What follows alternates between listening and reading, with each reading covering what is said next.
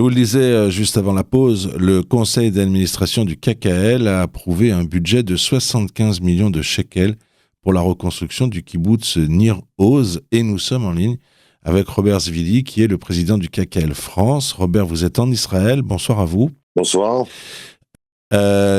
Donc le KKL a à sa charge la reconstruction de Nir Oz. Bien sûr que le gouvernement prend sa part, mais c'est votre organisation, et d'ailleurs je crois que c'est son rôle, qui va participer à la reconstruction de ce kibboutz qui est probablement l'un des 2 ou 3 qui ont été le plus martyrisés le jour du 7 octobre. C'est un symbole, c'est sûrement un symbole. Le KKL prend en charge, à la demande du gouvernement d'État d'Israël, à hauteur de 75 millions de shekels, la reconstruction de Nir Oz. On a fait les 75 millions qui manquaient pour que le projet soit complet. Maintenant, ça rentre dans le cadre d'une décision beaucoup plus importante du KKL hier matin. Le board du KKL a voté, je vais vous donner le chiffre, 750 millions de shekels. Ah oui. Pour la reconstruction. Pas uniquement dans le sud, mais également dans le nord. C'est-à-dire que le travail va être fait dans le sud et dans le nord. Et dans ces 750 millions de shekels, il y a 75 millions de shekels qui vont aller à Nir Oz. Et c'est une fierté, c'est une fierté de pouvoir annoncer ce genre de nouvelles. Le KKL, c'est une structure qui a toujours participé à la construction d'État d'Israël. Si Israël a besoin de penser ses plaies, il est normal que le KKL soit là pour ça. Et ça s'est fait spontanément hier matin à l'unanimité du board du KKL. Voilà.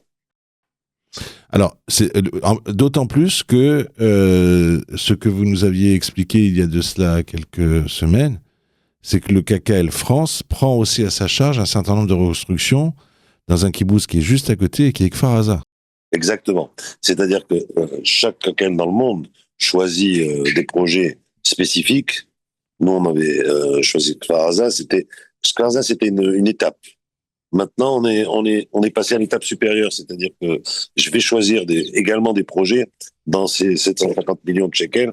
Il y aura de l'argent du KKL de France. Ça fait partie du jeu et ça fait partie de ce que la communauté juive de France a fait depuis le 7 octobre. C'est-à-dire que l'action du KKL, depuis le 7 octobre, s'est concentrée au départ sur les déplacés. C'est-à-dire qu'on a aidé à les reloger. On a aidé, on a fait l'environnement psychologique parce que c'était pas facile pour ces gens-là de quitter le sud ou de quitter le nord et de vivre loin de leur maison, loin de leur famille, loin de leurs enfants, loin de leurs camarades, avoir une vie sociale complètement décousue. Il a fallu les aider à franchir le cap. On a fait le maximum pour ça. Il y a des centres psychologiques qui ont été mis en place par le KKL, notamment en dehors des hôtels qu'on a réservés, en dehors de tout ça. Et ça a été la première étape. Maintenant, on est à une étape supérieure. On arrive à la fin de l'histoire. L'histoire du 7 octobre, cette guerre du 7 octobre, elle dure depuis 2 ans. Elle est pas loin de finir. J'espère que les projets, les pronostics du gouvernement israélien tiennent la route. Netanyahou avait dit le 8 octobre, ça sera long et on redessinera un nouveau Moyen-Orient. Il a dit il y a un mois et demi, il a dit octobre c'est la fin de la guerre. J'espère qu'il a encore dit quelque chose qui se réalisera. C'est qu'en octobre on aura fini avec Gaza, c'est le dernier front qui reste. Même si cette guerre a été longue, elle a quand même été sur plusieurs plans existentiels. On a éliminé les 2 bras armés de l'Iran. L'angoisse de Netanyahou dans toute sa carrière politique, qui était d'éliminer le danger existentiel que représentait l'Iran, il a eu lieu avec cette guerre de 12 jours. En Judée-Samarie, la situation semble stabilisée. Il reste la fin du Hamas à Gaza, et j'espère que les pronostics de Netanyahou sont bons et que sortira un nouveau Moyen-Orient complètement redessiné et que des accords d'Abraham multiples seront signés. Voilà. Alors, pour revenir spécifiquement à Nir Oz, en fait, Netanyahou s'est rendu dans le kibboutz il y a de cela quelques semaines. Et alors, il a déclaré, ses déclarations sous les yeux, il a dit j'ai visité le kibboutz Nir Oz, un kibboutz qui a subi un massacre terrible, ajoute-t-il évidemment. Et il dit à ma stupéfaction, j'ai découvert qu'il y avait là-bas un manque de budget pour le reconstruire de 75 millions de shekels. Donc il s'est tourné ensuite vers vous en vous demandant de reconstruire. Mais est-ce que... Pas vers nous, vers le KKL en général, pour lui demander si on avait un budget pour ça. Et il n'y a pas de problème, le KKL est répondu présent tout de suite. Il y a eu hier une réunion entre Ifat Ovadialouski, qui est la présidente actuelle du KKL, et qui a apporté son accord à ce projet, à cette réalisation. Et puisque c'est dans le cadre, je te le dis, d'un ensemble, d'un budget qui a été voté de 750 millions de shekels qui vont être attribués dans le nord et dans le sud, pour des projets dans le nord et dans le sud, et un des projets, ce sera Niroz. Voilà. Niroz, c'est le kibbutz de la famille Bibas. Oui. Où nous étions allés d'ailleurs avec une délégation du KKL France, où j'ai eu le privilège de vous accompagner. Est-ce que les familles sont revenues à Niroz? Parce que juste à côté, concernant Kfar Aza, vous avez construit, avec le KKL, un village. Oui, c'est un village temporaire. Pour le temps de reconstruire. En attendant qu'ils rentrent. Les familles ne sont pas toutes revenues. Il y en a qui refusent de revenir pour des raisons licites, en disant tant que les otages ne sont pas libérés, on ne revient pas. On ne revient pas pour le moment. De toute façon, ils vont revenir et la vie va reprendre. Et le Sud sera encore plus beau qu'avant. J'ai pas de doute là-dessus. Maintenant, les cicatrices sont à penser. C'est-à-dire qu'il faut que ça cicatrise. Il faut laisser le temps faire. Il n'y a pas de meilleur instrument que le temps. Ça fait 2 ans. C'est un peu court, hein, pour des gens de retourner sur le lieu d'un drame comme celui du 7 octobre. Donc, mais il faut leur donner les moyens de retourner et que l'environnement soit acceptable. C'est-à-dire qu'il faut qu'ils... Nous, on peut reconstruire le dur, c'est-à-dire les maisons, l'environnement, les jardins, tout ce que vous voulez, mais il faut aussi que les gens se reconstruisent eux-mêmes, que les groupes se reconstruisent. C'est des kibbutz, hein.